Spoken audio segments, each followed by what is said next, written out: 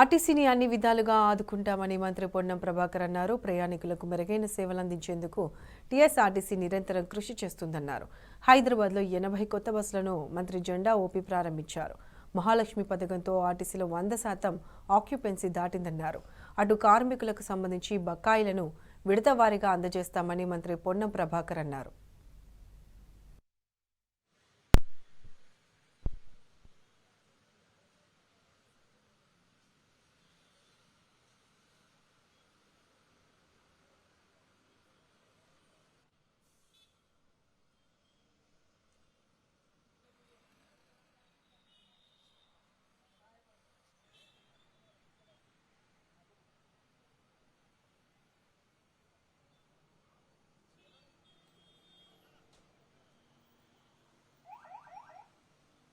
గౌరవ ముఖ్యమంత్రి గారి నాయకత్వంలో 48 గంటల్లో ఇచ్చినటువంటి 6 గ్యారెంటీల్లో భాగంగా మహిళలకు ఉచితంగా బస్సు సౌకర్యాన్ని ప్రారంభించి ఒక సంచలనాత్మక నిర్ణయం తీసుకోవడం జరిగింది. 9వ తేదీ నాడు ప్రభుత్వం 7వ తేదీ ఏర్పడితే 9వ తేదీ నాడు ఉదయాన్నే ఈ యొక్క బస్సులకు సంబంధించినటువంటి దాని లోపల తెలంగాణ వ్యాప్తంగా మహిళలందరికీ కూడా ఉచిత బస్సు సౌకర్యాన్ని కలుగజేయడం జరిగింది. దీని ద్వారా పెరుగుతున్నటువంటి రద్దీ కావచ్చు, లేదా గతంలో పాతపడ్డటువంటి బస్సుల స్థానే కొత్త బస్సులు ఏర్పాటు చేయటువంటి ప్రక్రియలో భాగం కావచ్చు.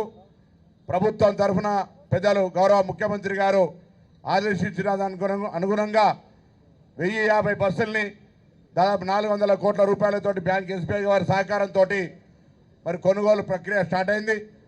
మరి ఆ బస్సులన్నీ కూడా హైదరాబాద్ నగరంతో పాటుగా తెలంగాణ వ్యాప్తంగా అన్ని జిల్లాల లోపల ప్రజల సౌకర్యార్థం ఉపయోగించబడతాయి. రాష్ట్ర ప్రభుత్వం తరఫున కూడా ఇది ప్రజల ప్రభుత్వం, ప్రజల పాలన.